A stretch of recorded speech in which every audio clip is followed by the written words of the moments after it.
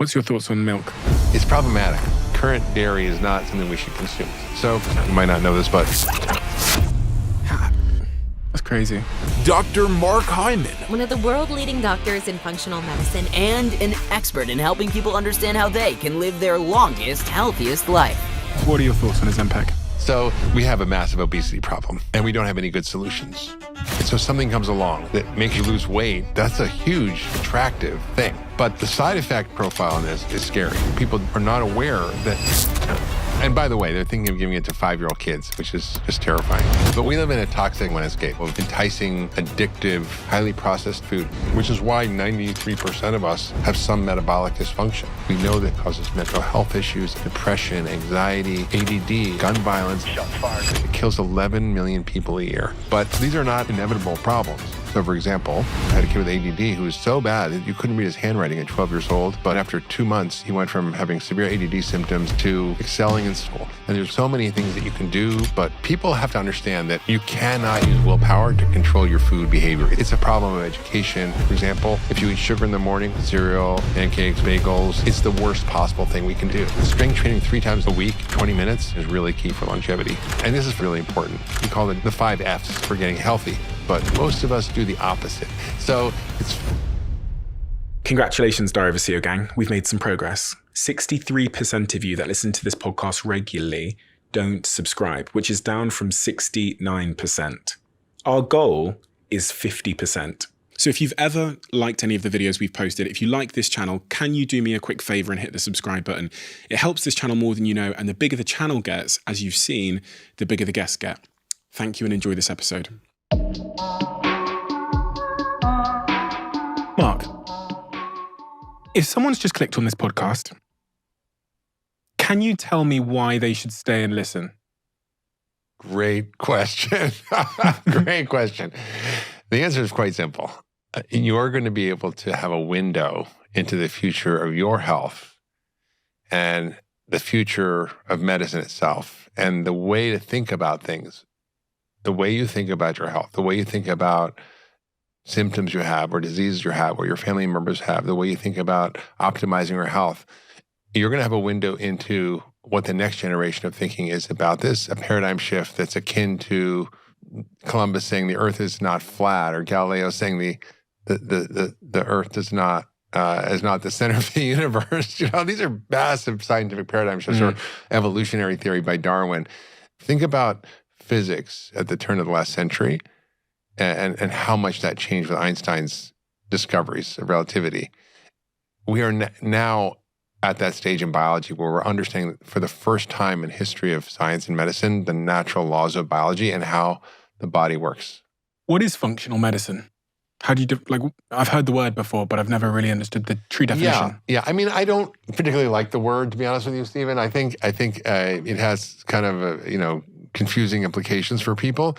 But essentially, the way I would describe it is a new way of thinking about solving the puzzle of chronic disease, looking at root causes, seeing the body as a system, as a network. It's the medicine of why, not what disease do you have, but why do you have it? It's the science of creating health. How do we create health? What are the things that are impediments to health? How do we get rid of those?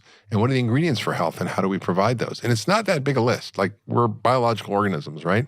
And so functional medicine is a systematic way of thinking. It's an operating system or methodology, a heuristic, let's say, to unpack all of your biology and all the inputs, we call the exposome, and make sense of what your personal story is and personalize an approach to diagnosis and treatment. So, we always say in functional medicine, you can have one cause that creates many diseases, or one disease that can have many causes. So, for example, gluten can cause everything from osteoporosis to autism to schizophrenia to rheumatoid arthritis to anemia to hair loss, alopecia. I mean, it can cause a million things, and it's one inciting event. Or you can have, one disease like depression that can be caused by many things. The depression's a symptom, right? It's not a Prozac deficiency, right? It's caused by many factors. It could be that you had a major trauma or a loss. It could be that you're vitamin D deficient. It could be that you're eating gluten. It creates inflammation in your brain.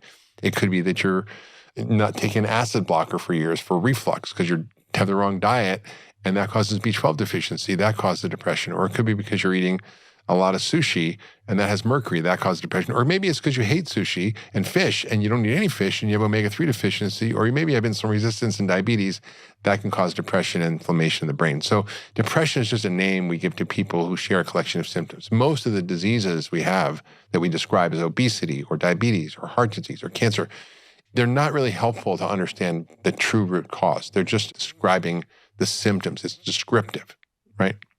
And so functional medicine is a really different model. It's also can be called network medicine. There's a textbook out of Harvard by Barazzi and Larkazi that talks about the network biology we have, how we need to think about multifactorial causes of disease. There's many factors, there's not just one, and then multimodal interventions, not just one. We're looking at that one cure for Alzheimer's. We're never going to find it. But a study that looked at multiple interventions of diet and lifestyle and exercise and aggressive treatment of risk factors showed a regression of Alzheimer's. Not one drug, but many different modalities to optimize health.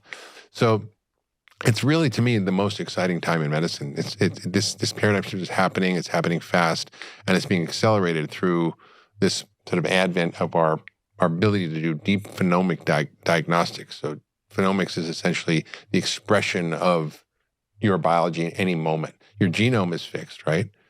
But your phenome is essentially the things that your body expresses, whether it's health or disease. Was there any personal experiences that made you more drawn towards focusing your life on health and helping people? Absolutely. I mean, I've always been interested. So I don't know why. I think I visited my sister at Amherst College and went to the veggie room and had whole grain bread and peanut butter and honey. I'm like, this is good. I'm going to be a vegetarian. So I just sort of got into it. And then I studied Buddhism and got into that. So I think all that was sort of seeded in me. And then I started Asian studies and yoga, which is sort of the science of really healing the mind. And Buddhism is healing the mind. So I always sort of got into that. But there was something that happened after I went to work at this place called Canyon Ranch. It's a health resort. And I got very ill. I had lived in China and basically was breathing in mercury-laden air in Beijing in the winter. And I had an air filter. I would clean it every day. And that air filter was full of mercury because it's in the soot. It's in the coal that they burn. They burn raw coal in the city. And I inhaled it every day. And when I got back from China, there was something that happened. I got some gut infection and my system just collapsed. One day I was riding my bike 100 miles a day. The next day I couldn't walk up the stairs. One day I had 30 patients and I could remember everybody's name and story and everything without notes and dictate everything at the end of the day with no problem, to not being able to remember where I was at the end of a sentence from where I started. And I couldn't read a book to my kids out loud and actually understand it. I could either read it and try to understand it, or I could read it out loud and not know what I was saying. My brain just stopped working. My immune system not working. My gut stopped working. My whole body just collapsed. I developed chronic fatigue syndrome, and I felt like I was walking through mud. And it took me years to figure it out, really years. And I got introduced to functional medicine at that time. I heard about it. I said, this either is lunacy or it's genius. And if it's true, I devoted to finding out whether it's true for me, for my own healing, and for my patients. Because if it was true, everything was going to be different. It's like, like discovering the earth wasn't flat. Well, if that's true, then everything is different. And so I dove into it head first to heal myself, and then I started using it on my patients. And that feeling of being sick drove me, because I was clear that I wasn't crazy. Chronic fatigue syndrome was thought to be a sort of a psychological disease. And now the data is really clear. The NIH just came out with a large paper, I think last week, talking about the biomarkers and the biology and the immunology and the mitochondrial dysfunction and the inflammation and all the things that do go wrong. And I knew I wasn't crazy, and I knew I wasn't mentally ill, and I knew I wasn't depressed, and I knew I didn't have ADD, and I knew I wasn't getting dementia at 36 years old. And so I really had to understand my biology internally on a cellular level and reverse engineer my way back to health. And so that forced me, just out of survival, to dig deep into the science of what was happening, and then to unpack that, and then start to use it on my patients. And when I would use it on my patients, I was shocked. I would have someone come with autoimmune disease they'd had for years, and I'd say, do this, this, and this based on the principles, and they would get better. Or I would say, oh, I've had migraines for 20 years, and I would check, and they would have a food sensitivity to eggs. They'd stop and it would go away. Or I would take someone who's had diabetes and put them on the right approach with food as medicine, and the diabetes would go away. So I was started seeing all these what I thought were miracles or things that wouldn't change, or treating kids with autism or ADD, and we can share in the show notes. But I had a kid with ADD who was so bad that you couldn't read his handwriting at 12 years old. And after 2 months, he went from having severe ADD symptoms and all these other health issues. And I fixed his gut. I optimized his nutrition. I get the lead out of his system. I got all the processed food out. And he went from being completely barely non-functioning to excelling in school, to having perfect penmanship after 2 months. And I'm like, wow, this is crazy. If you just look at the image of this, and you can share it in the show notes if you want, it was like, okay, something is going on here that we don't completely understand. And if it's something as simple as optimizing his gut and optimizing his nutrition and getting rid of the toxin in his body, and the brain could function again, then so many people who are suffering don't need to suffer. And that's really what drove me, was just seeing so many people suffering without need, and how easy it was to fix them once you understood, right? We're at that stage in medicine where the answers are here, the science and technology is here. It's just not applied. And so my whole life has been driven by the passion of trying to relieve needless suffering for millions of people. These chronic diseases that are now accounting for, almost $1 in $5 of our entire economy, that are bankrupting America, and I think the NHS is not far behind us in the UK. These are not inevitable problems. Heart disease, diabetes, many cancers, dementia, autoimmune diseases. These are just exploding in the last 100 years. They weren't around before, and it wasn't because we didn't live long.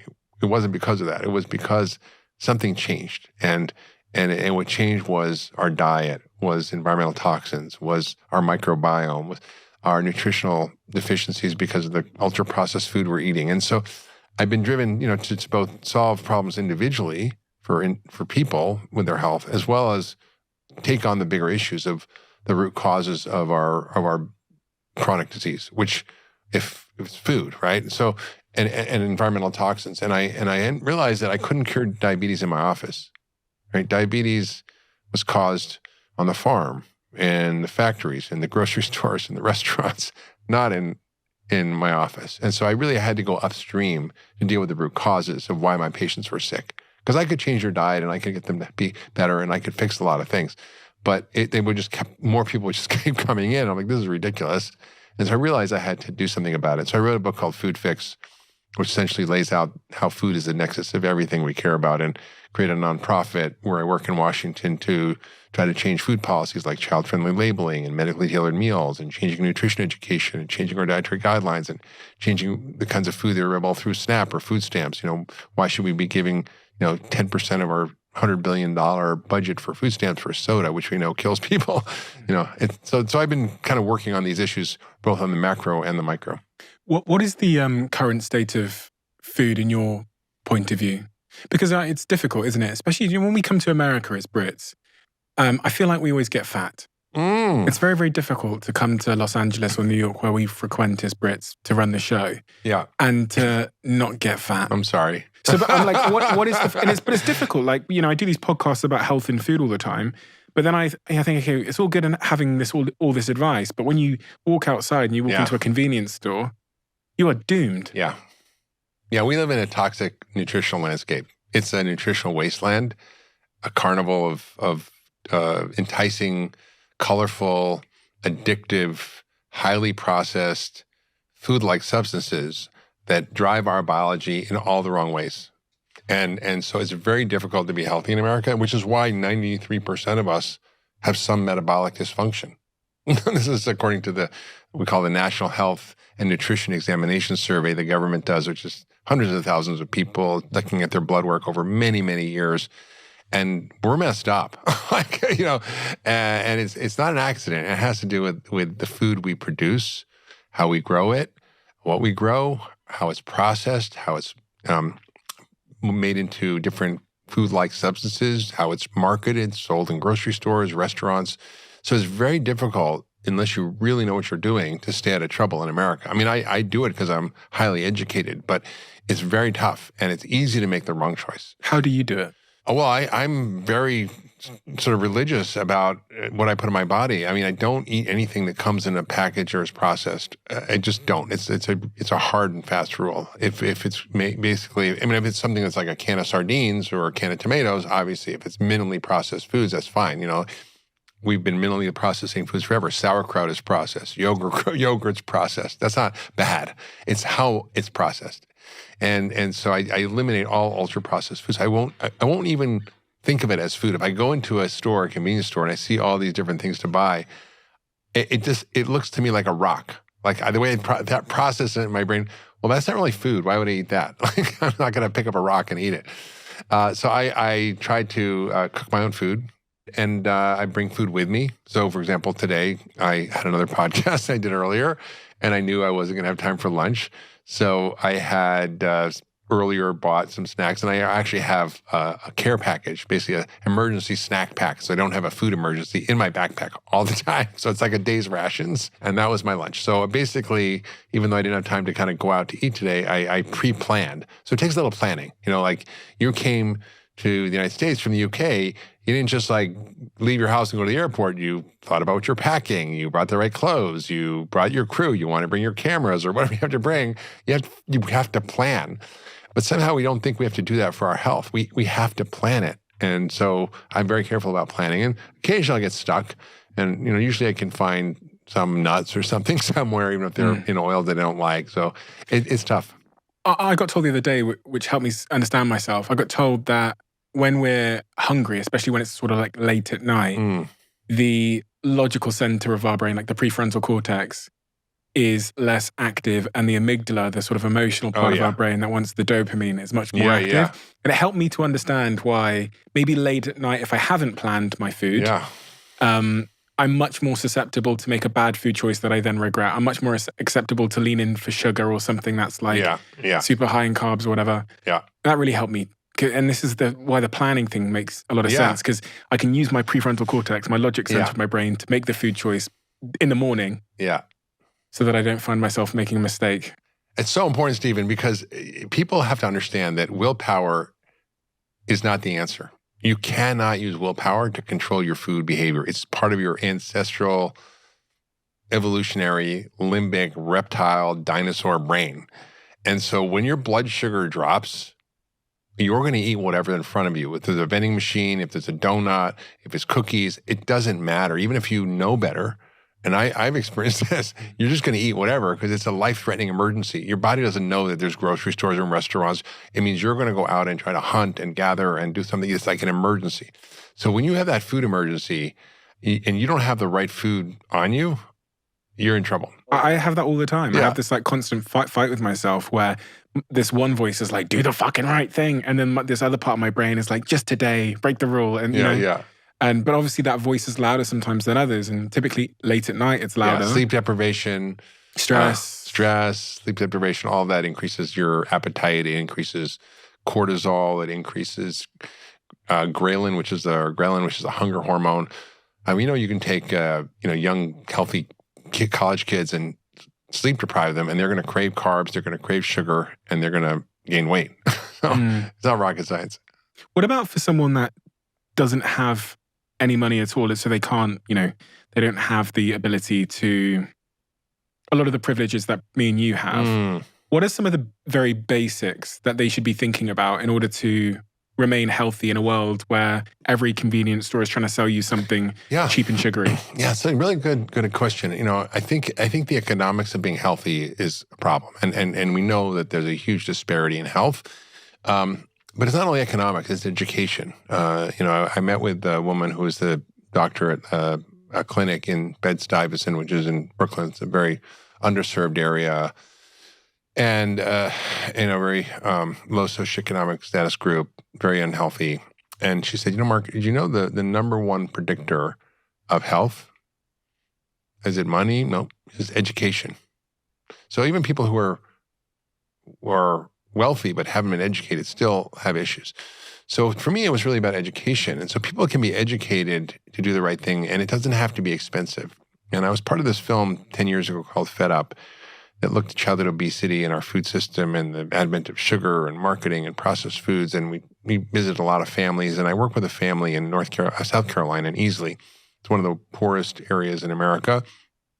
And it has the worst, call it the food deserts, one of the worst food deserts in America, basically where there's not a lot of healthy options to choose from. Oh, yeah. And there's something called the Retail Food Environment Index. How many healthy grocery stores are there to fast food and convenience stores? And there was like 10 to 1. It was terrible.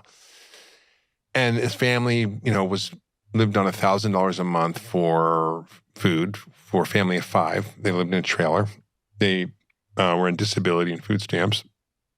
The mother was 100 plus pounds overweight. The father was very overweight, had type 2 diabetes, and was already at 42 years old, was on dialysis for kidney failure, which is amazing because you usually don't see that till later.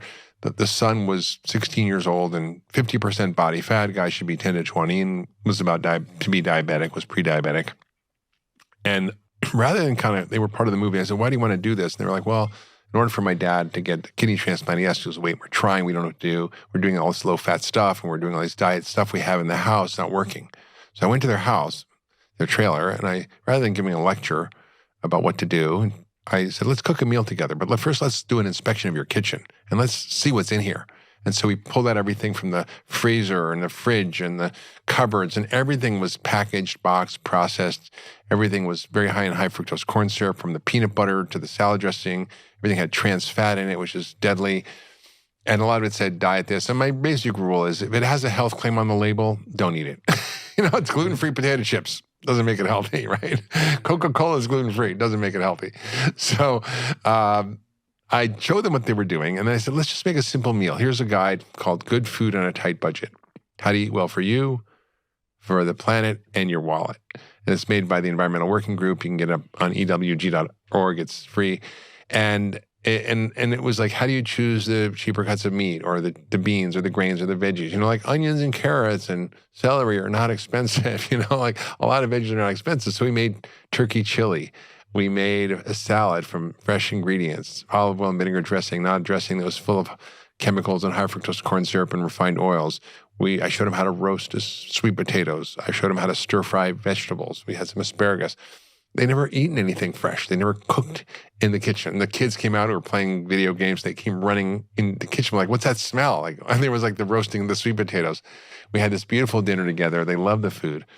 And I was like, you know what?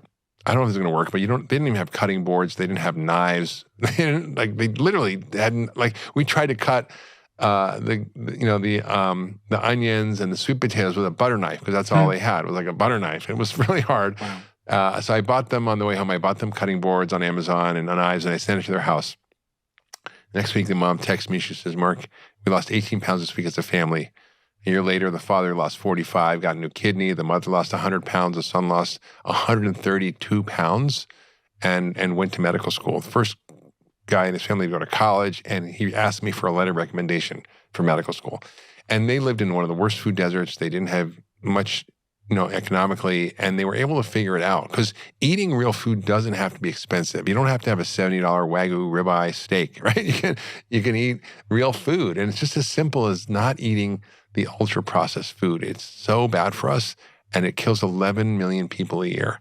We know this data is so strong. It causes mental health issues, aggression, violence, depression, anxiety, gun violence. I mean, the studies are there. I did a podcast on the Doctor's Pharmacy, my podcast about this, talking about how our food is affecting our mental health, not just obesity and diabetes, but our cognitive function, ADD and memory issues. I mean, it's all linked to what we're eating. So we have like I said, the best of times, the worst of times. We know what to do, but we have the ability to do it.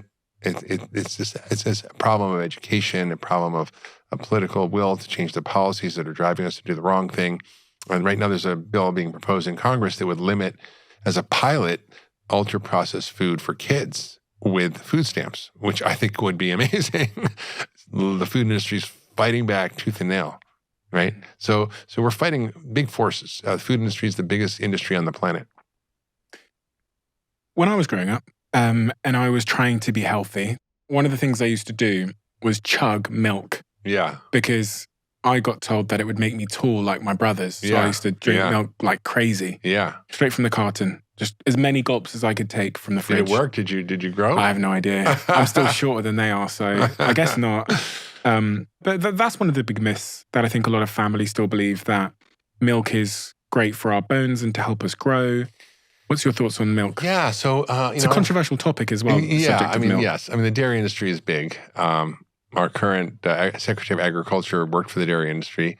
It's problematic because the science isn't there. There was a paper called Milk and Health that was published in the New England Journal of Medicine, top medical journal in the world, arguably, maybe the Lancet if you're from the UK. Mm-hmm. But it basically was written by 2 Harvard scientists that dissected all of the scientific evidence around milk and whether the claims were right or not. And just maybe for the audience in Europe, you might not know this, but in the States, you'll remember this. There were all these got milk ads. So there were famous people, celebrities, sports athletes, politicians, all wearing a white milk mustache. Mm-hmm. And they're like, got milk as a promotion. And in those ads, it would say, it's going to build better bones. It's going to do this. It's going to do that. And the FTC, the Federal Trade Commission, actually, or I think it was the Federal, say that you can't do that because it's not true. Like, you have to take those ads out. So those ads went away.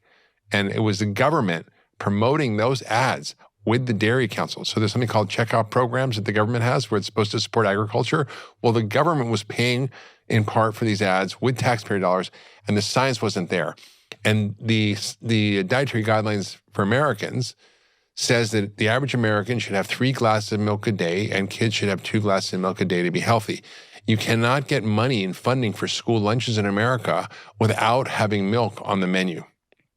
Now, there is no evidence to support this. In fact, there's opposite evidence that skim milk causes weight gain because it doesn't satisfy your appetite, that milk can cause cancer, that prostate cancer, that it doesn't create strong bones. In fact, there's higher risk of fracture with high milk drinkers, that it creates a lot of digestive issues for people. It can create autoimmune diseases like type 1 diabetes. It has common allergies or food sensitivities that people get.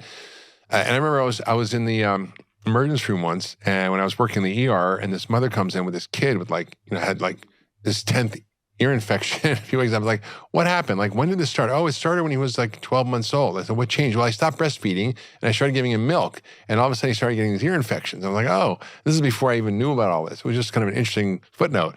But we really have to look at the data and be science-driven. And the problem is we have corporate capture in America, where the food industry has captured our food agencies, our political system, from the FDA to the USDA. They spend, for example, $500 million just on the Farm Bill, which has, for example, food stamps and other food programs, child infant nutrition. So it's really unfortunate, but milk is not nature's perfect food. It's only nature's perfect food if you're a calf. Is there health benefits to milk? Yes. So that's the other side of it. Now, what milk should we be drinking, right? If we're drinking modern milk is from Holstein cows that are almost homogenous in the same, not homogenized milk, but homogenous breed. They have very few bulls inseminating them. They have massive insemination program from very few bulls that have a limited genetic stock. And they're what we call A1 cows. So most heirloom cows, most sort of historical dairy had something called A2 casein, which is less inflammatory, less likely to cause gut issues, less problematic for the body. So sheep and goat milk have A2. Certain cows like Jersey or Guernsey cows have A2 in them. And you can get A2 milk, you can A2 ice cream now. And so this A1 casein is potentially very problematic. So I think the current dairy is not great. And then we pasteurize it and homogenize it, and then we add growth hormone to the cows. That goes in there. We have estrogen that we add into the cows. It's in the milk. We have 60 different hormones in the milk, some of them naturally occurring. But we milk pregnant cows, and that milk has a lot more hormonal effects. So I think current dairy is not something we should consume. Now, if you have a chance to get sheep milk or goat milk or A2 milk from a cow, that may be okay. Yogurts may be okay. And it depends on your genetics too. 75% of the world's lactose intolerant. Many people have dairy sensitivities. But I think, if it's from the right source, it's okay. For example, I use goat whey as my morning protein shake. So goat whey is from goats, obviously. There's very little casein in it, but it's A2 casein if there's any, and I don't react to it. But if I have regular whey, I do have a reaction. I get congested, I'll get pimples, or I get regular stuff. So I don't think dairy is something we should be consuming in large amounts unless it's certain kinds of dairy. What do you think of this conversation at the moment around Ozempic? It seems like it's just exploded in culture. I mean, the share price of the company that makes Ozempic has gone through the roof. Yeah. In a way that I've just never seen in biotech before. Yeah. It appears that there's no apparent side effects. If you ask people, they struggle to tell any side effects. But I actually think I saw you make a video about it. If I'm No, on I have a lot Instagram. to say about it. What are your thoughts on Ozempic? You crossed your arms. Are you going to get yourself in trouble? Well, I'm trying not to bang the table. Okay. But first of all, we have a massive obesity problem, and we don't have any good solutions. And so something comes along that's an injection you can take once a week that makes you not hungry and bypasses your normal biological mechanisms, and you lose weight. That's a huge, attractive thing. And that's why Novo Nordisk is the biggest company now in Denmark. It's the biggest part of the GDP of Denmark. I don't know if they even allow it in Denmark. They're the people that make Ozempic. Yeah. People that make Ozempic. And recently the CEO of Novo Nordisk, who makes Ozempic, publicly said he was getting calls from processed food manufacturers very concerned because their market share was dropping, and they were very concerned that it was going to affect their business. Think about that. So I think Ozempic is effective. It works with a natural part of your biology called GLP-1, which is something your body makes, and we can make more of it by doing lots of different things, from certain probiotics and bacteria in our gut to certain foods, to certain ways of eating. But the effect of the drug is very strong. Just for context, for anyone that doesn't know what Ozempic is, let's give them some context. Well, it's a drug that was first used for diabetes. And then it works by acting on a pathway called GLP-1, glucagon-like peptide 1, which is just a pathway, and it regulates insulin function, it regulates weight and appetite. And so it really works to help with blood sugar, but the side effect was weight loss. So it was like we studied Viagra for blood pressure, but the side effect was it helped men with erections. So it was like, well, it's like kind of like that, right? It was like, wasn't designed for this, but it actually had the side effect. And, since obesity affects so many people, there's now 2 billion people on the planet who are overweight. So you take this injection, and you basically, your appetite drops out, so you don't feel as hungry. You don't feel as hungry, and you can feel nauseous. You can throw up. You can not want to eat, and people stop it because of the side effects. So those are short-term side effects. So the plus side is that it works. It's effective. It has some metabolic benefits when you lose weight, which can help your health benefits. I don't think it's the drug that's having the health benefits, it's the weight loss. But there's a lot of downsides. One, it costs a lot of money. So if you were to put everybody who's overweight in the country on it, it would be $5.1 trillion. So it's an enormously costful drug. How much does it cost? Like $1,300 to $1,700 a month. $1,300 to $1,700 a month. A month, which is like, probably 1,500 pounds or something. It's a lot of money every month forever, right? When you stop it, the weight gain comes back unless you really rigorously change your lifestyle. So it's not a lifestyle change program. It doesn't help you change your behaviors or habits. It's a pharmacological appetite straitjacket. And that can be effective if some people really need it, they need it. If some people are massively overweight and they don't want to get a gastric bypass, I think it may be okay. But here's the rub. 1, you have to take it forever. 2, it's expensive. 3, most of people are not aware that not only do you lose fat, but you lose muscle. So about 50% of the weight you lose is muscle.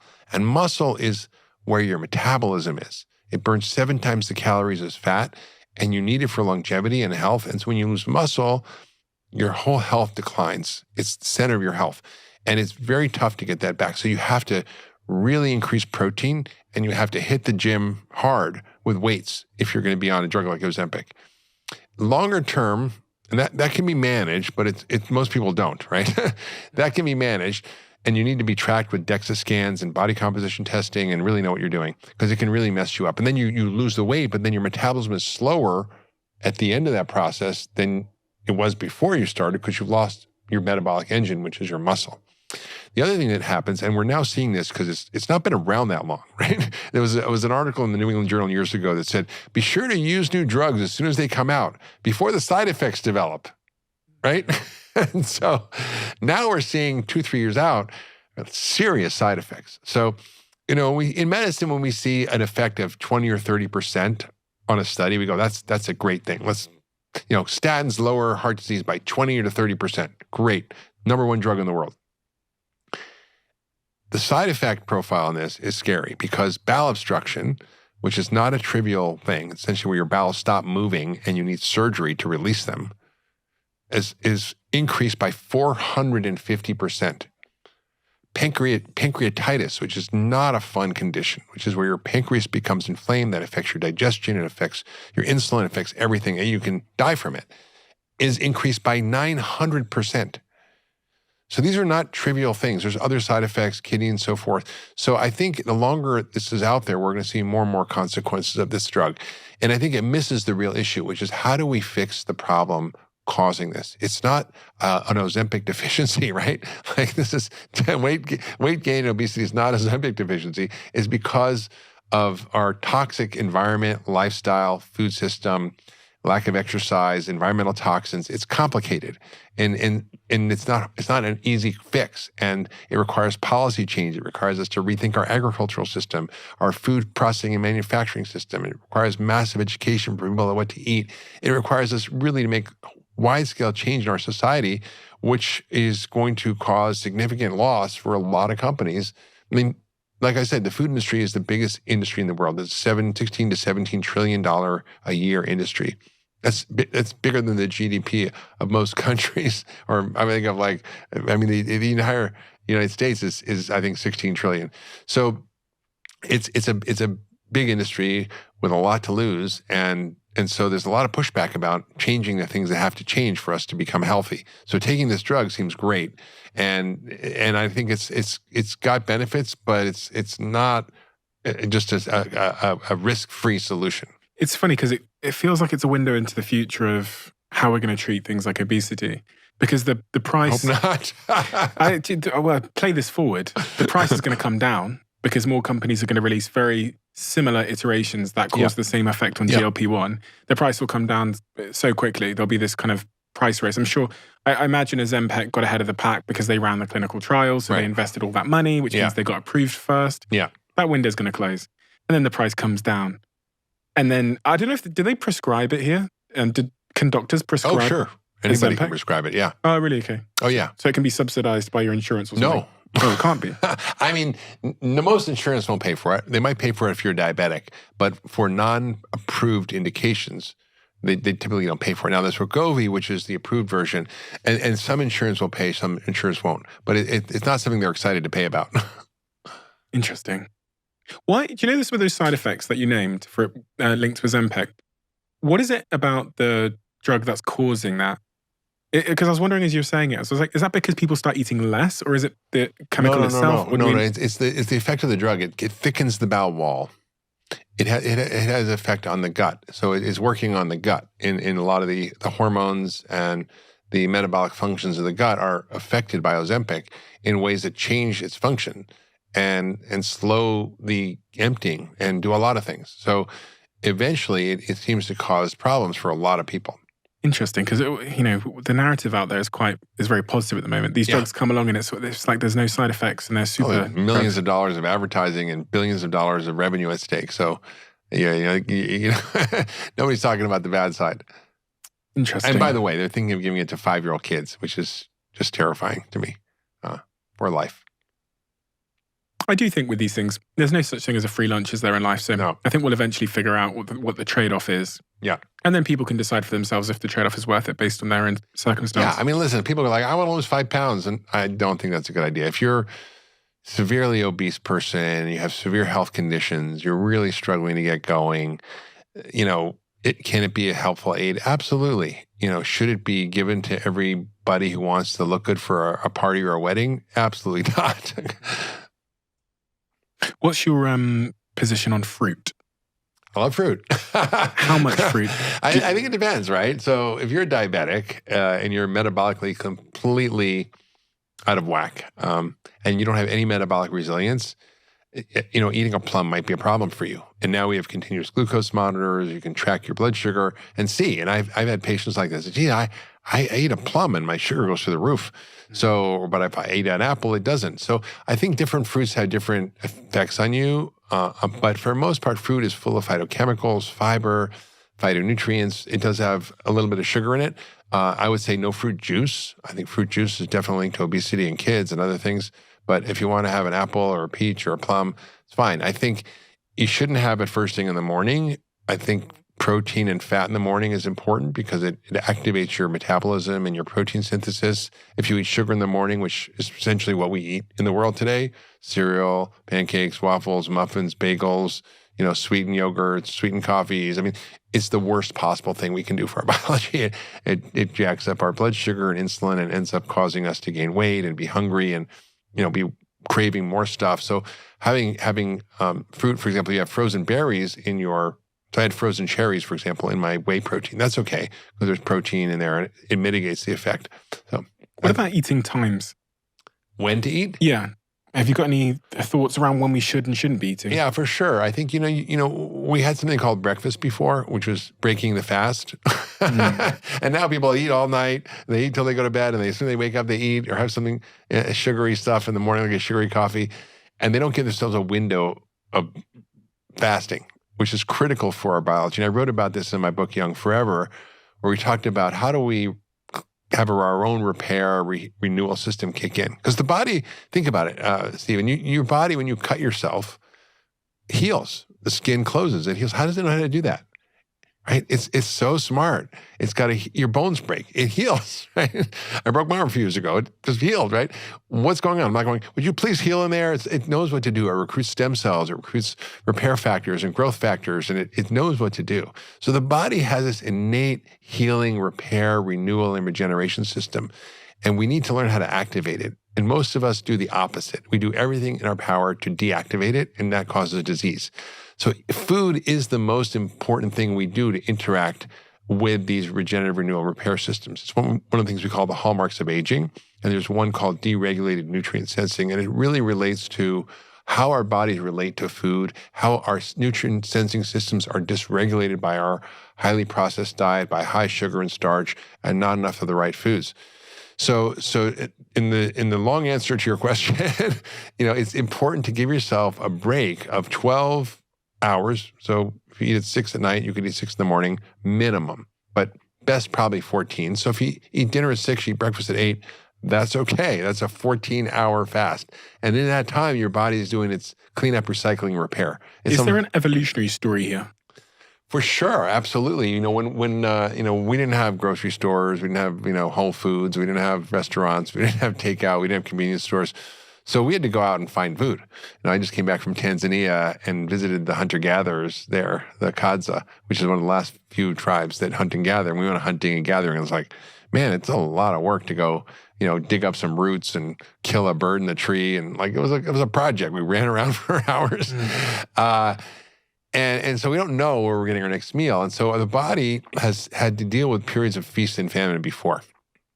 And so what it's got built into it is a system of conservation and repair when we don't eat. And so the system gets activated that improves our blood sugar control, that recruits new mitochondria and builds new mitochondria, that reduces inflammation, that activates cellular cleanup and repair processes. So you have all these old cells and damaged proteins. Your body has a little digester, almost like a little vacuum cleaner that goes and sucks this all up and then digests it and then uses the parts. It's almost like a recycling system in the body. We need to activate that. And so that fasting period is a time to do that. And we've seen even, for example, concentration camp survivors who live really long, they live 90, 100 plus years old, many of them, and it's because they had this period of deep starvation that had an effect on their biology. And we know this We know this from many animal studies that starvation and fasting will extend your life by a third. If you eat a third less calories, you'll live a third longer. Now, it's not fun, right? But you don't have to do that. So timing of eating is important. So give yourself 3 hours before bed for no food, and give yourself at least 12 to 14 hours between dinner and breakfast. How do we know in the animal studies it wasn't just the calorie restriction that caused the sort of longevity effect? It was. Oh, it was the calorie. It was. So what if I just restrict my calories instead of fasting? Well, you can do that. I met a guy who was from the Calorie Restriction Society. There's a calorie restriction society? Yeah, which is based on this research in animals where, think about it, if you eat a third less, you live a third longer. So for a human, that would be 120 years old. And I said, what do you have for breakfast? He said, well, I had 5 pounds of celery. And I'm like, okay, you go do that. I'm going to figure out another way. So you have to eat enormous amounts of like low-calorie food just to feel full, right? That's why he had all that food. So he was starving. And there are a lot of downsides to starving. You lose muscle, which is necessary. There's certain things that go wrong. And so it's not really the optimal strategy. You want to do things that mimic starvation. So how do you mimic this period of starvation that causes something called autophagy, which basically means to eat yourself, to basically clean up your cells. It's like self-cleaning or self-repair, right? And so there's a lot of ways to hack that. You can do it by this longer-term overnight fast. You can do it by certain supplements and certain medications, like rapamycin is being studied for longevity, which is a drug that's used for cancer and for other immune-suppressing treatments, but it works on this pathway called mTOR, which essentially is the activation of cellular buildup, right? It causes muscle synthesis. So if you want to build muscle, you want to activate mTOR with protein, which is good, but you don't want to activate it all the time. So this drug inhibits mTOR, which is what happens when you starve yourself. So it mimics starvation. And then you get this kind of benefit. Or drugs like metformin are being studied, which is another drug that's looking at how do we activate this longevity switch called AMPK, another pathway that's regulating your nutrient sensing. So when you don't have enough nutrients, this activates. But if we're running around eating, well, you can actually take this drug and it may have an effect. And there's a large trial going on now. I'm still agnostic about it. I'm neither pro or against it. I think the data's not in it for me to start taking it or for my patients to start taking it. But it works on some of these sort of starvation mimicking hacks, let's call them. So starvation is good for us. Yeah, I mean, yes, moderation. I would say you have to be careful because, people go really to the extreme. They go like, I'm going to not activate mTOR because activating mTOR causes me to age faster and it prevents autophagy and it builds cancer and it's bad. So I'm going to become a vegan and I'm going to eat less calories. And eventually what happens is you lose muscle. So it's like Goldilocks. You need both mTOR activation and mTOR inhibition. You need to take a breath in, you need to take a breath out. You need to be awake, you need to go to sleep. Yeah, that's how balance, your heart needs to beat, it needs to relax. It's just how the body works. It's a difficult conversation as well because it can provoke disordered eating. Yeah. Various eating disorders, which are obviously extremely bad in terms of health outcomes. Yeah. Blue zones. You visited some blue zones, haven't you? I have. What are blue zones? And what did they teach you about the nature of being healthy? Well, my friend Dan Buettner basically came up with this concept of the blue zones after visiting these areas in the world where people had extremely long lives. And somebody on the map circled them in blue ink, which is why they're called blue zones. And I visited Ikaria and also Sardinia. How many of them are there? There's 5. There's Okinawa, Japan, Loma Linda, California, and the Nicoya Peninsula in Costa Rica. But there are many more. I mean, I was in Turkey and I saw villages where people were very, very old. And so those are the ones that have been studied. How old are we talking? Well, I mean, one couple there was like collectively 210 years old. Wow. So they lived to be 100, 105, 109, 110. I mean, Emma Morano was 117 when she died. She so the question is, what is different about these areas? And what's different is that they're very isolated and remote, so they haven't been burdened with all the modernization of our food system. They still grow their own food. I mean, I visited this couple. He was, I think, 90, Panacotis, he was like 97. His wife was a young 87. And they had land and a farm they lived on. He was more chill, but she was out there showing us around at all the fruit trees, the olive trees, the garden she planted. I mean, this massive mini farm that she managed herself on the side of a hill, which she was running up faster than I could get to her at 87 years old, cooking everything from scratch. It wasn't like organic, but it was because that's just what they did. They used all heirloom animals like sheep and goats. So they had heirloom sheep and goat with... What's heirloom sheep meaning and goat? It's not like some industrialized, hybridized cow that's producing this nasty milk, which we shouldn't be drinking. They're having goat milk and goat cheese, but their goats are eating wild plants that have phytochemicals. Some of those, cheeses and goat milks have actually higher phytochemicals even than green tea, which has a lot that comes from, for example, catechins that you can get from the goat milk, which is from the goats that are eating the plants that have these compounds that benefit their health. They're also active. Like Petreo was like 95 years old. And he was in Sardinia, and he had to hike 5 miles a day up this extremely rocky, mountainous terrain to herd his sheep at 95 years old. I mean, what most 95-year-olds aren't hiking the mountains, right?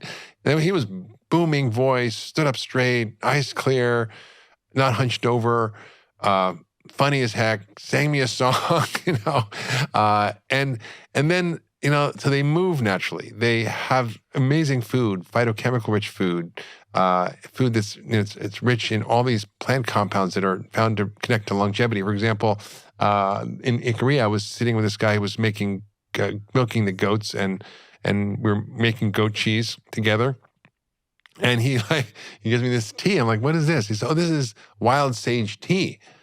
And I looked at, he said, what is it? I said, what is the plant? I looked it up, and then I looked up the plant, and I analyzed, what it was, and turned out it's an extremely phytochemical-rich plant that has a lot of these same longevity compounds in it called catechins that, we don't drink a lot of. Green tea has it. You can get from Japan, for example. And then, we just basically see that not only do they have good food, they have the activity, they have very low levels of stress. There was one guy, Silvio, I was having dinner with him. He had this mountainous kind of area that his whole family had for years, and they had about 200 sheep and goats, and they had a little kind of restaurant they started for people to come, and so they basically all the family cooked, and you had everything from the farm. And I said, Silvio, after dinner, I said, Silvio, do you have any stress like in your life? And he looked at me like, stress? Like he didn't understand the word. And when things are difficult and hard, things are hard, and you feel stressed, and he's like, oh. He said, yeah, well, sometimes at night a goat will get out, and I'll have to go get it. And I'm like, and sometimes, when the goats are, giving birth, I have to go get up early. So they have very low levels of stress. And then they also have something which is really important, which is community. So they have a sense of belonging and connection. I met Julia, who was 100 years old. 103 months, she told me. I'm 100. I guess it's like when you're 5. I'm 5 3/4. Yeah. She's like, I'm 103 months. She counted the months, and she was still working. She was still making stuff for weddings and doilies and all things. And she didn't have any kids, but her niece and her nephew invited her to come stay with them, and so she was living with them. Or another guy, Carmine, had lost his wife, but he was living with family members, and it was running this big garden at 86, and animals and sheep and rabbits. So they all are part of a community. They have gatherings. They celebrate together. There's a sense of belonging. There's no nursing homes. There's no loneliness. Loneliness is the new smoking, really. I mean, we have an epidemic of isolation and loneliness in America and increasingly around the globe, and it's lethal. It's like smoking 2 packs of cigarettes a day. How do we know? How do we know that it's dangerous? Yeah. There's so much science around this. The evidence of this is immense. In fact, the Surgeon General of America just released a statement about this and an initiative to redress loneliness, because it's such a driver of not just unhappiness, but actual disease and death. Why are we so lonely? What is it that's happening? Do you think what is it, the internet, or is it? Yeah. I mean, think about it. We used to, rely on each other in communities to live like they do, for example. Well, I said, how did it work, Silvio, when you have all these sheep? How do you manage it? Well, I have like all my friends. They come over, and when it's time to shear the sheep, they come over and they help. And it's just, life is just naturally connected. And you go over to someone's house, you walk down the street, you sit in the cafe, you have a neighborhood, you have a family. We've lost that. We're all mobile, we're all moving around, we are all disconnected from our families. We're, online most of the time. We have Facebook instead of actually real face-to-face time. I mean, it's great to sit here with you in person, right? It's better than a Zoom call. And it's something we've lost, and we've lost the value of relationships and our culture of achievement and success, and it's just kind of disconnected us from what really matters, which is the human community. Is there any way back for that? Do you think? Because I was thinking about this the other day. Listen, I've talked about this once or twice now, but I tried the Vision Pro the other day. Oh, you did? Yeah. And incredible in terms of the technology, but terrifying in terms of the potential implications over the long term. Yeah, you're just gonna wear that all the time and forget about everything else. Exactly. Right? And it was incredible. Like the fact that I can just sit there and just the things I do with my hands that are on my lap impact all of these massive screens in front of me. You can see when you play it forward that this is going to get cheaper and cheaper and cheaper and cheaper, more accessible. The apps are going to get better. And then we think about what that's going to mean for loneliness. Yeah. When I could go hang out, with my friends in a virtual world and do my work in a virtual world and date in a virtual world, watch pornography in a virtual world and all of these things. No, I still like hugging and holding hands. How do you do that? You can't do that in there. Are you hopeful for us being able to turn around the loneliness and isolation epidemic? I mean, it's a tough one. I think we have to, rethink how we live and what we do and the communities we build. And I think there are efforts of that happening all around. So just at the same time we're seeing this epidemic of loneliness, we're also seeing, a lot of initiatives of community building and connection and belonging. And so there's a lot of these communities that I'm involved with that are happening. And I'm on the board of something called the Belong Center, which is really about addressing loneliness and creating ways and mechanisms for people to connect and be with each other in real time. I think it needs to be a systemic thing. I think with a lot of the issues we've talked about relating to longevity and diet, the best answers are probably going to be the really truly systemic ones that come from how we design societies. Yeah. Like regulation and policy and just how we design cities and green spaces and libraries and community centers and all these kinds of things. Yeah. That seems to... I did I realized this was a problem a long time ago, and I went to Haiti after the earthquake, and I went helping there when it was just a disaster, one of the first medical teams on the ground. And in that process, I met Paul Farmer, who was an incredible visionary doctor from Harvard who went to Haiti and helped solve the problem of TB and AIDS by building community health workers. And he then went on to build a network of community health workers of over 11,000 globally. It was a model for the Clinton and Gates Foundation. And what he realized was that we didn't have a lack of the right science or the right medicines to heal these problems. We knew what to do with TB and AIDS.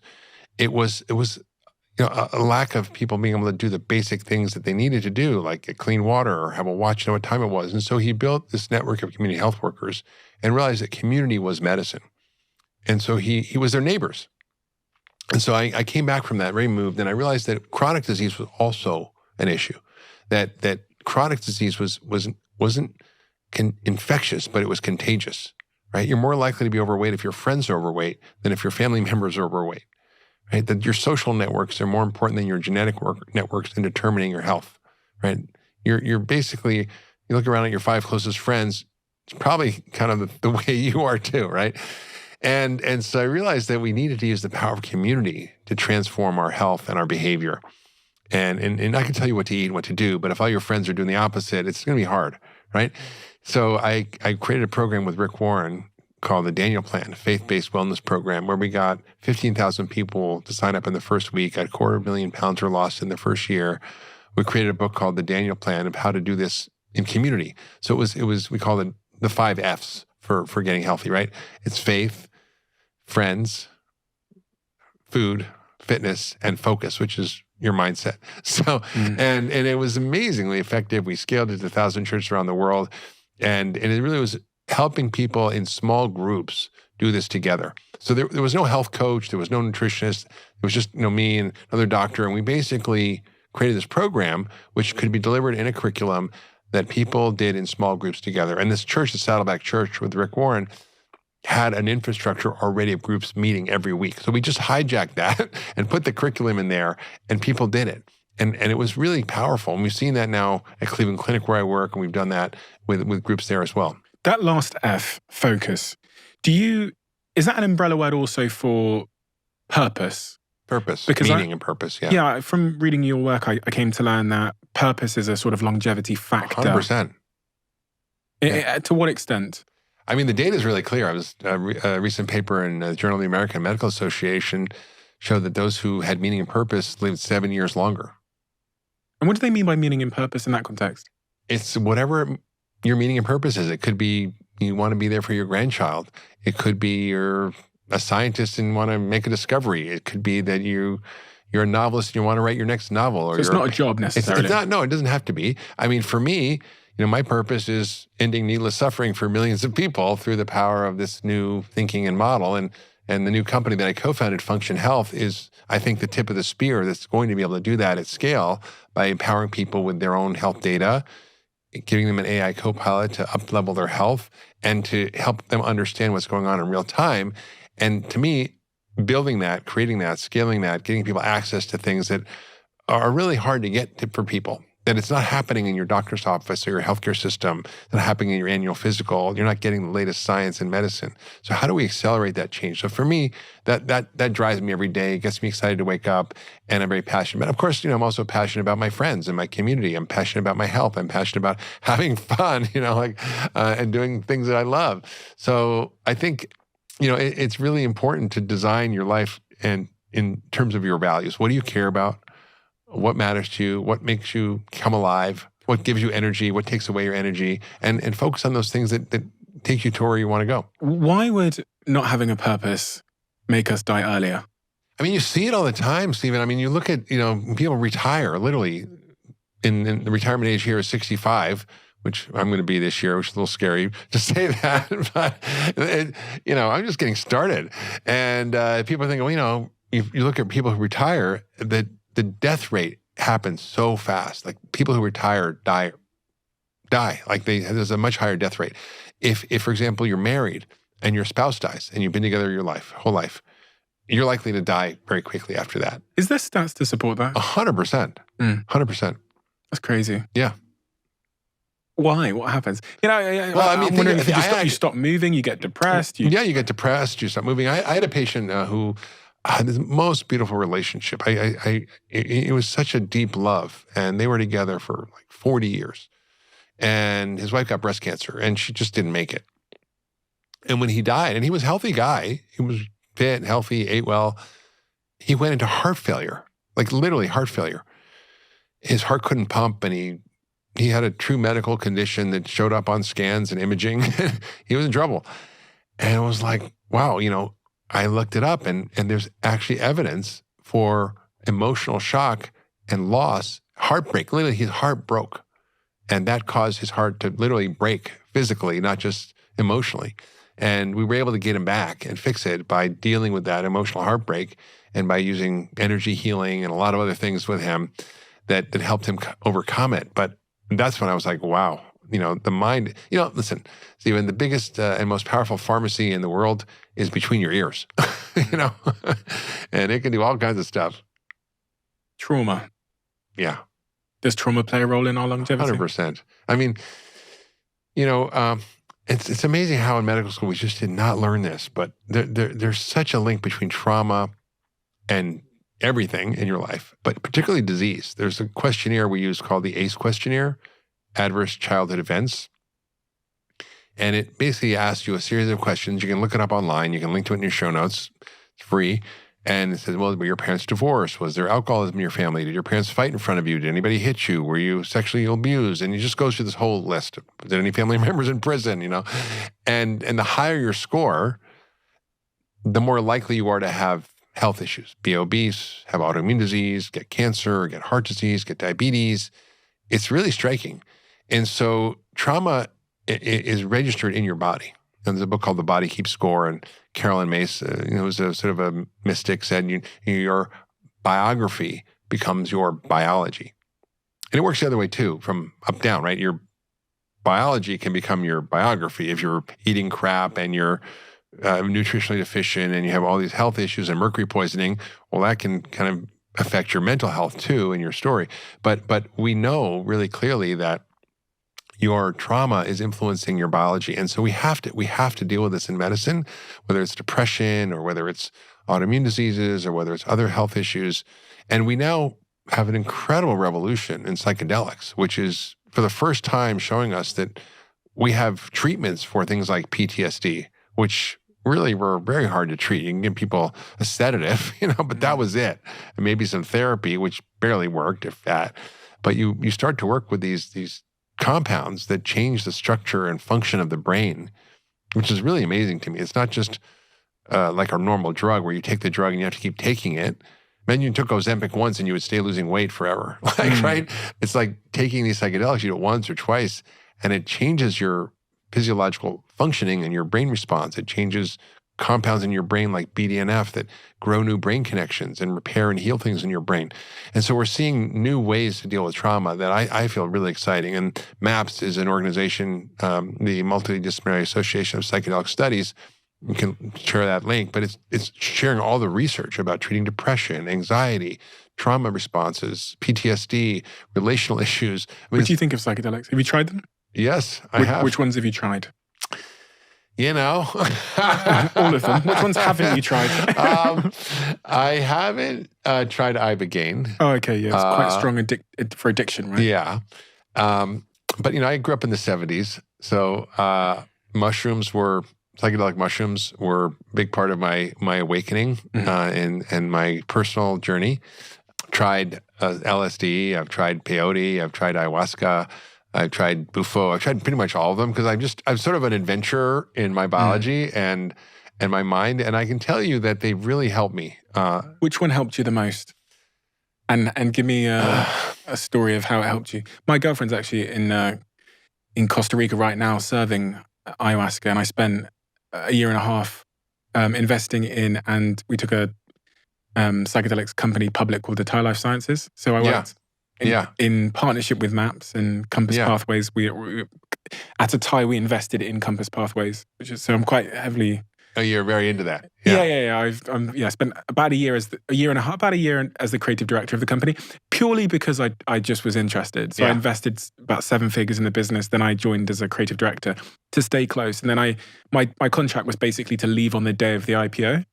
So it IPO'd on the NASDAQ, 3.4 billion, and I left the next day, basically. Amazing. Yeah. Amazing. But it was because I was interested in mental health. Yeah. I heard about this epidemic of mental health. There's no good answers. Yeah. And psychedelics and the clinical research that was coming out around things like psilocybin, which is the active compound in magic mushrooms, were just really interesting to me. Yeah. And I didn't need to work, so I just thought, It's fascinating. Yeah. I mean, there was this, recently heard a presentation by a Stanford scientist who's studying Ibogaine for trauma, depression, anxiety, but addiction.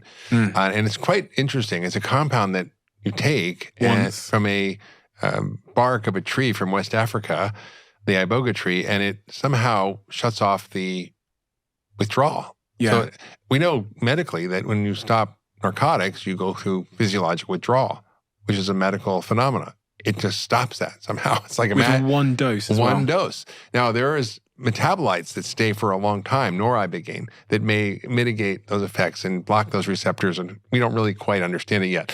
But I did have a thought, which is that when you look at the Yale Food Addiction Scale, which is a validated metric for food addiction. Now, different people have various degrees, right? There are people who just can't stop eating sheet cakes, and there's people who, crave ice cream once in a while. It's not true food addiction. But when you look at the data globally, 14% of adults and 12% of kids meet the criteria according to the Yale Food Addiction Scale for food addiction, from ultra-processed food, from sugar, refined carbohydrates. So I actually talked to one of the leading Ibogaine researchers. I said, wouldn't it be interesting to do a pilot where we took people who had food addiction and we gave them Ibogaine and we saw what happened? I mean, it could be fascinating, it could shut that off. And maybe there's going to be, and I think there will be, noribogaine, which is a metabolite of Ibogaine that I think may be doing a lot of the effect. That's something you can take on a daily basis instead of Ozempic, for example. What I heard about Ibogaine is that the side effects are quite... Yeah, it can be quite significant. But it's the main side effect is a heart side effect. it increases something called the QT interval, which can put you into an arrhythmia, which can fatal heart rhythm. And you have to be monitored when you're taking it. But we found that if you take higher doses and even IV magnesium, which is actually what we use in the emergency room to treat arrhythmia, like if your heart's beating like crazy and you're going to die, we give you intravenous magnesium as the last resort. Well, you can pre-treat with magnesium and that stops that phenomena. So there's a lot of ways to deal with it. But I do think we're in a psychedelic era, and it's really heartening to me because I think there's so many problems as a doctor I can't solve. If someone has a health issue, but their trauma is controlling their behavior, and unless they deal with the trauma, it's hard to address the things that they need to do to fix their behavior in their life, right? So if you're traumatized because you were raped or had sexual abuse when you were a kid, and I've had my own trauma. I had incest when I was a kid. I had, kind of a rough childhood in many ways. Incest when you were a kid? Yeah. Yeah. So I've had to deal with this myself. And doing that has really helped me to kind of recover and repair my own emotional architecture and have a sense of security and safety, which I didn't have before. Did you have symptoms of that trauma in your early life or your adult life? 100%. I was highly functional, obviously. I mean, I'm a doctor, I've written many books, done a lot in the world. But it was really affecting my way of being in relationships. Your sexual health or your sort of romantic? Not my sexual health, but more my romantic relationships. Okay. And even sometimes work relationships where I really developed a pattern. And it was also trauma that I had from my mother, who was a wonderful woman, but she was a child of deaf parents. So she had to become their parent. And she basically was what you call a parentified child. And she was the adult. So she never had a childhood. And then she did the same thing to me. She made me her therapist because she was depressed and in bad marriages and chose men who were broken because she thought love was taking care of broken people. And so I developed this place where I just felt this big hole and emptiness in my heart, and I couldn't really overcome that. And so I did a lot of work, did medicine journeys. I did a lot of different kinds of therapy, and I was able to really break through and release that. And when I did, it was like literally the programming changed. You have that little voice in your head all the time. Sometimes it's a very annoying voice in your head, and it just says stuff all the time that, you just wish it wouldn't. Or it dictates your behavior in certain ways that you wish it wouldn't. Oh, I never thought this was possible, but literally that voice changed. And what it said changed, and how it was in relationships changed. And it was physiologically different. And I didn't have that sense of trauma. And I had another friend who had the same thing, and he had, a mother who was a yeller and a screamer, and it was traumatizing, couldn't tell the truth and wasn't honest because he was afraid he was going to get attacked and hurt. And so he was that little boy, and so this part of his brain that wasn't working. And we helped him get MDMA therapy, which is, MDMA is a compound that isn't like a psychedelic, but it has effects on PTSD. And he said it's like that part of his brain just turned off. And he stopped having that feeling, and he was able to tell the truth and speak what he felt. And, it was powerful. And the symptoms that you experienced in your later life with relationships, what was that? Just like a bit struggling to form attachments? I had what was called an anxious attachment style. So basically, I was anxious about the relationship and wouldn't be honest with how I felt or what I was doing. And it wasn't like I was lying, like I'm lying, but omission. Or if I say how I'm feeling or what I want, then they're going to leave me or they're going to be gone. And so I developed this hole and this emptiness that affected my relationships, and it was bad. So if my partner, for example, I remember this partner, she was a perfectionist, and she really had a hard time sort of opening up, and she had an avoidant attachment style. So like one time I hadn't seen her in 3 weeks, and she didn't really want to connect or hug or be together. And she's like, I need to get used to you. And I'm like, and so I just could feel this like visceral reaction of panic and fear and hurt. And like, now I don't have any of that. What was it that you did that fixed it? Do your work earlier. Your life is going to be difficult. Yeah. I think I wish, it's like when I was sick with chronic illness and I had chronic fatigue syndrome, and I had mold issues and Lyme disease, and I was so sick, and I didn't have a roadmap. I didn't have a path. I didn't know what to do. And so I was groping in the dark and finding a crumb here and a crumb there. And I would talk to this person and that person. I would patch together this whole approach that had finally allowed me to get well. And I wish I'd known now what I knew then. It would have been better in a year, or not 10 years that it took me to get better, or maybe even shorter. And if I'd done the work on myself when I was 20 and 30 and not waited till I was 50 and 60, I would have, not prevented a lot of suffering. And so my advice to people is to, if you are struggling with any of these relational issues with yourself, there's work to be done. There's great, amazing paths out there to help look at things, like Byron Katie's, work called The Work, which is a way of looking at your own thoughts and your own perspective. There's so many things that you can do: psychedelic medicine, MDMA-assisted therapy, psilocybin-assisted therapy. It's coming. It's not available to everybody yet, but it's coming fast. I think maybe even this year, the MDMA-assisted therapy will be FDA approved. So I feel like, everybody's on their own journey, but you don't have to stay stuck in the biological or psychological framework that you are now. Like, there is a way to heal at any time, right? Whether you're 65 or 25. I think this is central to the concern of a lot of people have, but also the resistance is we kind of see ourselves as being fixed. Especially the older you get, you kind of assume both our health, our motivation, our trauma, our mind, it's all kind of fixed. This is just who I am. This is who I am now.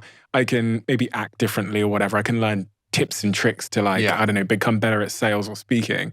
But fundamentally, my bullshit is my bullshit. It is me. Yeah, exactly. And that holds us, kind of imprisons us. Yeah. So my message is, number one, we now have the science and technology and medicine to upgrade your biological software and reverse chronic disease, reverse your biological age. My biological age is 43, even though I'm 65. How do they know your biological age? Oh, well, it's a kind of fancy technology that looks at something called the epigenome, which is the above your genome, the regulator of your gene expression, which changes based on different insults and things in your life, whether it's diet, toxins, lifestyle. So we can measure that now. So that's what it was. So you can upgrade your biological software and you can upgrade your psycho-emotional, spiritual software. It's really possible. And I've seen it happen. And I've seen it happen with many people. I think the psychedelic revolution is probably like Ozempic for mental health, but with a lot less side effects. I mean, there's really an incredible safety profile for these compounds. They're really, really safe.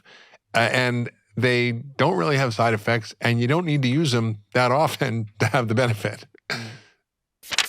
If you've seen my most recent post on LinkedIn, you probably have seen that I'm on a bit of a hiring spree at the moment across my company, Flight Group, trying to find the world's best talent. And throughout these years of building these businesses, my first port of call for hiring has always been LinkedIn Jobs, who are a proud sponsor of this podcast. This is because of two reasons. Number one, LinkedIn isn't just another job board. It has a vast network of more than 1 billion professionals and quality candidates, which I believe makes it the best place to find and hire professionals you can't find anywhere else. And number two, their process and features. LinkedIn is constantly finding ways to make the hiring process easier with super easy and intuitive features.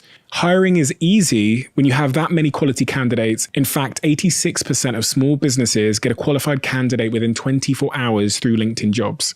Post your job for free at linkedin.com/DOAC.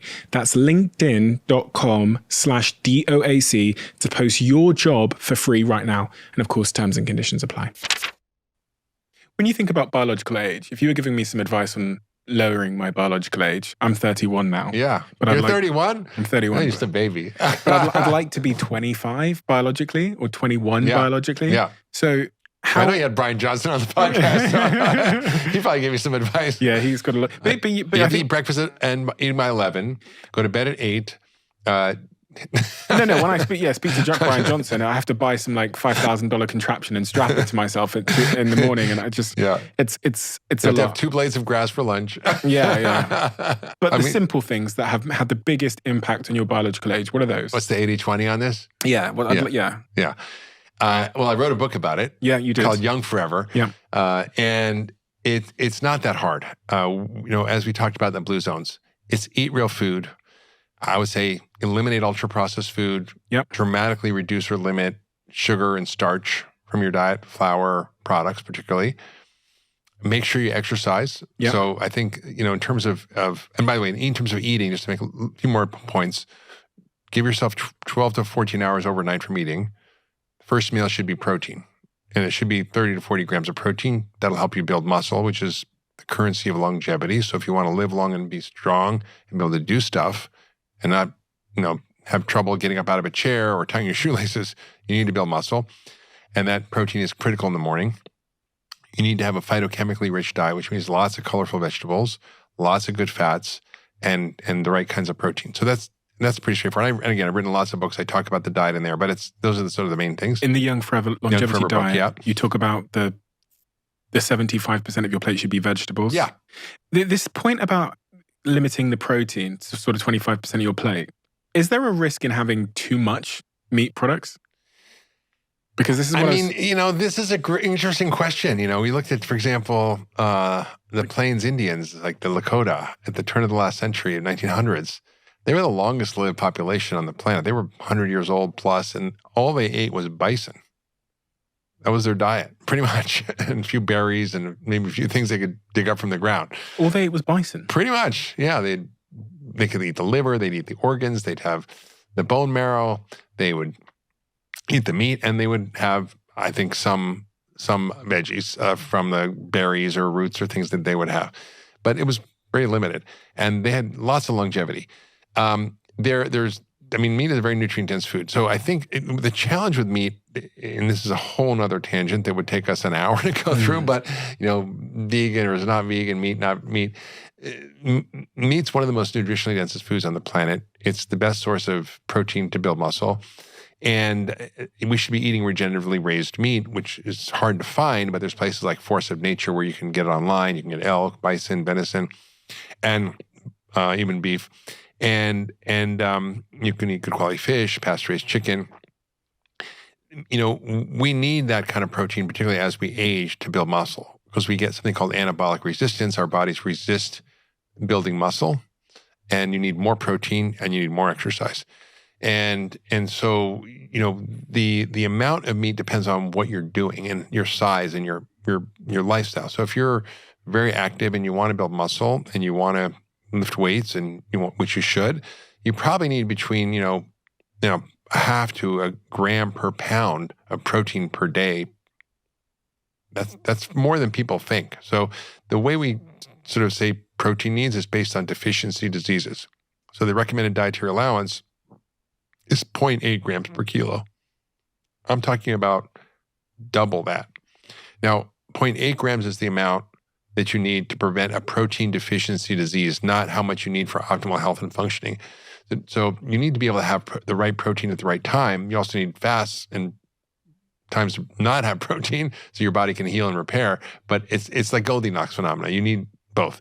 And so I would say, depending on your activity level and how much you're doing, you need more. But, roughly about, 30 grams 3 times a day, which is not that much. I just had a bag of biltong, which is a little bag. Of beef, right? It's like beef, yeah. It's a South African, like beef jerky. And I was like, after I ate it, was like, looked at the package. I was like, oh, it's 32 grams. So I had 32 grams of protein for lunch, right? Not so hard. I could have a 30 or 40 gram protein shake what I had this morning. I'm already at 70 grams. So I think the body needs that protein. So I think food is really important. And I talk about how to activate your longevity switches with food and phytochemicals in the book. The resistance training is really key for longevity. So if you want to do cardio, that's great. And I think we need to, both. But strength training 3 times a week, minimum 20 minutes, is the key to health and longevity. It will keep your muscles strong. It'll prevent what we call sarcopenia, which is muscle loss. One of the biggest things that happens as you get older is you lose muscle. And that leads to metabolic issues, to inflammation, prediabetes, just all kinds of health consequences. Sugar? Oh, well, yeah, I said get rid of sugar. Okay. What about artificial sugars, like in Diet artificial Cokes and sweeteners? stuff? Yeah. There's so much, debate about this. I was actually reading a couple of papers yesterday, Stephen, and because I was not related to this, but something else I was working on. And there were these 2 papers that were basically discounting the fact that artificial sweeteners had any bad impact on health. And I was like, oh, interesting. Because, there's some biology around this. And I and I said, let me see who funded this study. And it says, this study was entirely funded by the American Beverage Association, formerly known as the American Soda Pop Association. Oh, wow. And the other study was a similar study, said funded by so-and-so, who's funded by Coca-Cola and who works for the International Sweeteners Association. So follow the money. Is it better than drinking soda? Yes. Is it better than drinking water? No. Are there potentially untoward consequences? I think so, because of its effect on the microbiome and other things. So if you're asking what are the things to do for my biological age, it's how I eat, it's exercise, it's community. So I really focus on community, friends, relationships, love. It's like medicine. Love is medicine.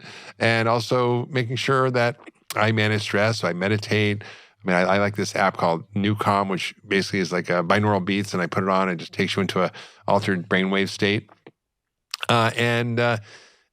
Having fun, man. Having fun is so key in longevity, enjoying life. Yeah, it makes life worth living as well, doesn't it, I guess? Yeah, I mean, we talk about longevity a lot, but you have to like the life you live. Exactly. Yeah, it has to be fun. Exposome. Exposome. Yeah, what is that? I mean... You want me to tell you? Yeah, never heard the word before, Yeah. so the first time I heard it was researching you. Yeah. So it's a scientific term that, like your genome, right? Your metabolome, your microbiome, your exposome is the sum total of everything that you've been exposed to in your life and how it's impacted your biology in this moment. So it's... The really interesting thing about this, though, that I was particularly interested in was that this includes what's happened to your ancestors. Yeah. Yes. Well, the epigenetics is really fascinating. But the exposome, just to quickly define it, and I'll lump back to the ancestor thing in a minute. But the exposome is what you eat, it's exercise, it's your thoughts, your feelings, your microbiome, environmental toxins, everything, your relationships, all of that is your exposome, right? So all that influences your expression of your genes. And it turns out that 90% of disease is related to the exposome, not the genome, which is good news because we have control over that. So how the things that happen to us impact the expression of our genes. Exactly. Okay. And how it affects our biology, right? How it turns them on and off. And, turns on and off genes, regulates our hormones, our brain chemistry, our microbiome, everything, right? It's everything you're exposed to determines the quality of your life and your health. In terms of ancestral effects, there's a phenomenon called epigenetics, which is how we measure biological age, which is the effect of this. Think of it, your genes as the keys on a piano. There's 88 keys. And you can create any kind of music from that. Think about that. You can create classical music, rock music, jazz, rock, ragtime, reggae, whatever you want. And it's just 88 keys. The epigenome is the piano player that controls the songs of your life, right? And it is determined by your life experience and what you do and what you eat and how you think and your stress level and your relationships and your gut microbiome, everything is affecting this in real time, and it's a dynamic process. So we now know that using different interventions of lifestyle or diet or various supplements, that you can reverse your biological age, that you can turn back the biological clock, that you can get biologically younger as you get chronologically older. And so it's really exciting research. There's even scientists from Japan who won a Nobel Prize finding these transcription factors that regulate our gene expression that can be inserted into us and reprogram our genes and our epigenome to become younger. In other words, can create an original stem cell, what we call a pluripotent stem cell. So it'll take back the clock all the way back to embryonic, like Benjamin Button, all the way back. Now, you don't want to go all the way back because you're but we have these systems built in us. And so we now can actually regulate this through epigenetic behavior changes that we know work. And there are drugs that do this too. There are phytochemicals that do this. So it's a new era of study. Do you believe that we inherit the trauma of our ancestors? I don't think it's a belief, Stephen. The data is really clear. If you look at Holocaust survivors, their children have way more issues in terms of psychological distress, anxiety. 9/11, there were a lot of women pregnant during 9/11 in New York City. And those offspring have reprogrammed genetics based on the trauma that their mothers experienced during that time. And those can be measured. Different genes are expressed, different pathways are expressed that cause, for example, a higher level of anxiety, decreased ability to process the stress hormones, and many other phenomena that happen that are programmed epigenetically. We know that if you take, in animal studies, if you take for example, glyphosate, which is sprayed on 70% of all crops, it's a weed killer, Roundup we call it in the States. If you give it to, let's say, a grandmother mouse, but not to the the daughter and not to the granddaughter or grand whatever kid. I don't know what you call grandkid mice. Anyway, that there will be changes 3 generations down caused by that toxin that original ancestor was exposed to.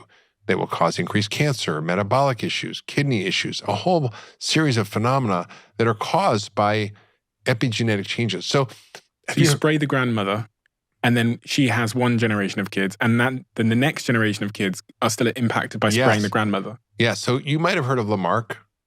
Have you heard of Darwin? Darwin. Okay, yeah. you heard of Darwin. Darwin basically had the theory of evolution, which is that species evolve through natural selection and they change slowly based on environmental pressures over time. They change their genes. Lamarck basically said you can change genes and inherit things very quickly. And so they were kind of both right in a sense. Lamarck was more talking about epigenetics, and Darwin was talking more about genetic evolution and mutations over time, which both are true. Both are true, and neither of them knew about genes, but they were both observing phenomena that are explained by exactly what I'm talking about. What is the most important thing you've discovered through your years of work as it relates to longevity and health and all of that we haven't talked about? We spend so much time being human doings and not being human beings. And the thing that I observed in the blue zones was there was a lot of being going on. There was a lot of just being, and how important slowing down is to actually savor the things that really matter, that make life beautiful. Like I was with this 2 Italian ladies that were taking me around, these tour guides, and we were driving down out of this little village on the side of this mountain, and literally this car stops in front of us and just like stops and kind of stops us and waves and says, "Get out of the car." We're like, "Okay, what's going on?" So we got out of the car. It was this old man. He was relatively young by Sardinian standards. He was 86, and named Carmine. And he said, "Come." And we sat down on the side of the stone wall on the side of the street, and we talked for 2 hours. He talked about his life. He asked me questions. We were talking about philosophy, politics, religion, what it was like when he was younger. We went to, and then he took me on a tour of his farm and showed me his sheep and the olive trees and the fig trees and the vegetables he was growing. And I couldn't keep up with him. He ran up the hill. He was like so fit. And he'd tell me the story of his life. And when was the last time someone did that? They might give you the finger if you stop in front of them. And we don't have this sort of value system anymore that values, deep relationships and deep conversations and deep connection. And that's what's beautiful about what you're doing. You're creating a space for deep connections. And, you've gotten to know me in this last 2 hours in ways that, most people don't, because you've asked questions and you spend time and you're curious, and I've been feeling safe to share it with you. And I haven't said a lot of this stuff in public before. And so it's really something beautiful that can come out of that. And then I feel, oh, somebody sees me, I'm seen, I'm heard. And that's a powerful medicine. So being seen is a powerful medicine. Love is a powerful medicine. Connection, belonging is powerful medicine. I wonder how the lives we live now are really changing our brains as well. We talk about ADD and ADHD and autism, all these kinds of things. But, the pace at which I live my life at, I often think, I think I'm developing a disease. Yeah, 100%. 100%. I mean, I just got back from Patagonia, and, I do a lot of stuff. I have multiple companies, businesses. I have a clinic. I have patients. I constantly dealing with a million things every day. And, I feel like sometimes I have ADD. And I was in there in Patagonia in the middle of nowhere. There's no cell service. There's no Wi-Fi. There's just mountains, nature, and me and my wife. And we hiked for 10, 12 hours a day, sometimes more. And I felt my nervous system completely changed. And I realized I don't have ADD. I have NDD, which is nature deficit disorder. Yeah. And I felt everything calm down. I felt everything kind of settle. I saw my heart rate variability, which is a metric that we can measure that checks our stress response, double. And I'm like, oh God, and I don't think of myself as stressed, but it's just this phenomena from being in our society. And it takes a will to stop and pause and breathe and to go slower and to smell the roses. It's a cliche, but it's a thing. My friend, one of my best friends called Dom, we used to roast him a little bit because his heart rate variability was very, very low. And so he was being roasted for a couple of weeks on end, a couple of months really, because we all have this like heart rate variability league table. And then he went on his honeymoon for a month to Australia. Yeah. And his heart rate variability went from like something like 20 or 30 to 140. Wow. And all that was happening was he was basically just spending his time in nature, in the sunshine as well, which is an important factor. Yeah. And since then, he's managed to maintain his heart rate variability predominantly by staying out in nature. And I thought, God, that's so interesting. Yeah. That it like regulates our immune system in such a profound way. It does. You, before the conversation started, we were talking very excitedly about your new company called Function. Yeah. Sounds incredibly exciting. For someone that's curious about Function, what is it and where can they find it? So, most of us don't have access to what's happening under our skin, right? We have to go to the doctor. We have to get an appointment. We have to hope they order the right tests. We have to hope that they know how to interpret the important tests. We hope they've kept up with the science. We hope they are, doing all the right things. But the truth is they're not. And medicine is unfortunately delayed in its adoption of new science. And so Function is really an attempt to help you get access to your own biology, to be the CEO of your own health, to create a health database of your own data that will take everything eventually. Right now it's your blood tests, but eventually your biosensor data, your whole genomics, all your medical records, imaging data, your metabolome, your microbiome, and interpret all that in a way that helps you get a personalized picture of what's going on in real time with your biology. And then through evidence-based science and through the influence of expert opinion that also has value, and through the wisdom that comes from the patterns in your own data, being able to create a personalized roadmap for your health over time. And it's not a one-time test. It's being a member of Function allows you twice your testing for like $499. You get over 110 biomarkers. You track them over time. You see the changes. And what we're seeing, Stephen, is striking. We're doing tests that are not part of your regular checkup, right? We're doing, for example, for cholesterol, we're doing lipoprotein fractionation, which looks at the particle number and size. It's less than 1% of all cholesterol tests. It was discovered 40 years ago, but 99% of people don't get it, right? And it tells us that 95% have problems with that. 89% have small particles, which shows poor metabolic health. We're seeing 46% of people have inflammation with a high C-reactive protein. We're seeing 13% have autoimmune thyroid disease that's undetected. We're finding cancers that nobody found through liquid biopsies. We're finding that 67% have nutritional deficiencies. And this is a very health-forward population because we're still in beta. And we're seeing that they didn't even know we're affecting their health. So I had an elite athlete, for example, it was great, but he had low iron and he had low vitamin D and he had low B vitamins and it was affecting his performance. So it was like he had a disease. So we're able to map this for people and provide basically an AI co-pilot for your health based on the learnings. And, AI is a scary thing for people. But the truth is that in medicine, it's the best use case. Would you rather have a dermatologist who's seen a few thousand lesions look at your skin and see if it's a cancer or not, or an AI that sees billions of lesions and can actually know what's really going on? So we're going to be able to do this in a very safe way for you to you own your data and you can personalize your approach. You can upgrade your biological health. You can do that biological upgrade that I talked about. And you can share the data with your doctors. And it's going to, I think, transform medicine. And right now, we've just started in beta, but we have almost 30,000 members. We've seen over 3 million data points of people's biology. We have this available now at functionhealth.com.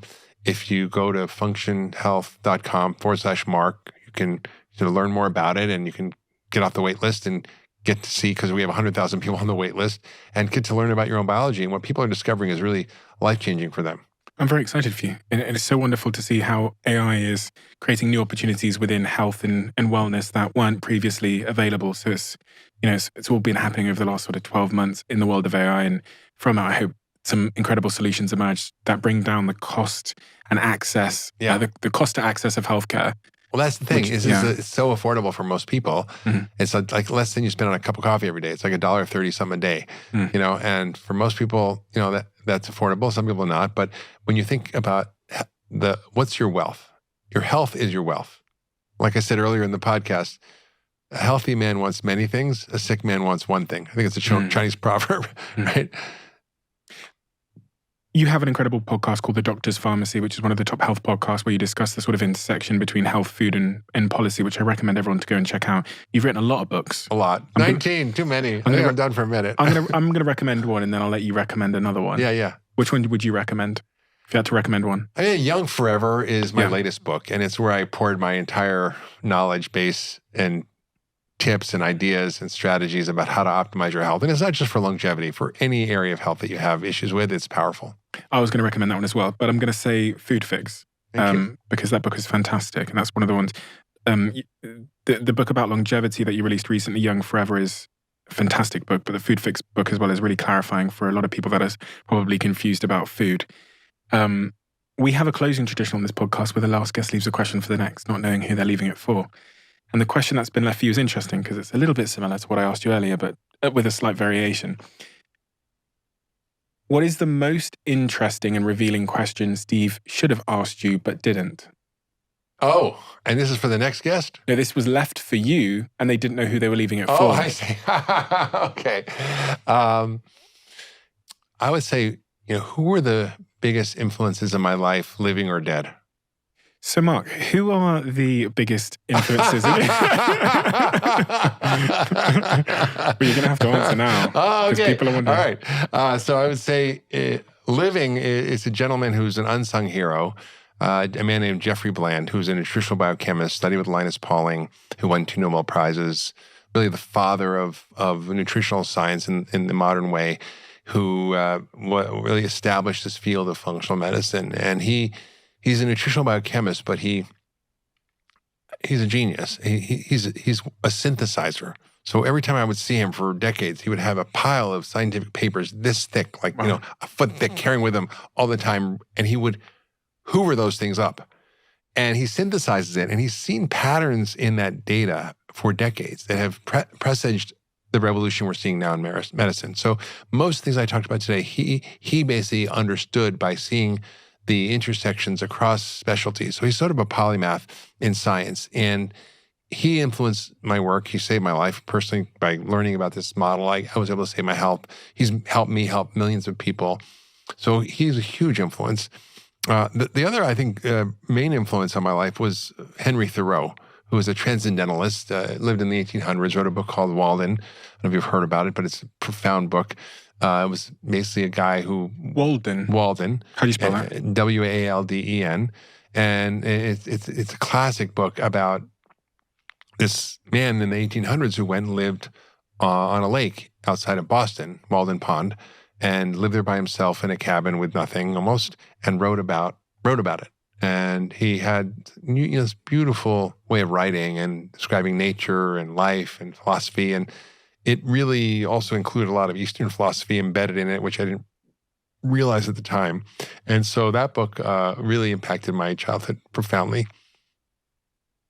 Dr. Mark Hyman, thank you so much for taking the time today, and thank you for all of your wisdom and honesty and openness. It's incredibly important, and the work you've done over the last couple of decades has changed lives, saved lives, and in more so than I think you'd probably ever realize, and more so than we could ever count. So thank you for that. Thank you. An incredibly noble and worthy cause that you've been on, but are on as well with Function and all that's going to come with that. So I wish you the very, very best of luck. Thank you so much. Thank you so much for your time.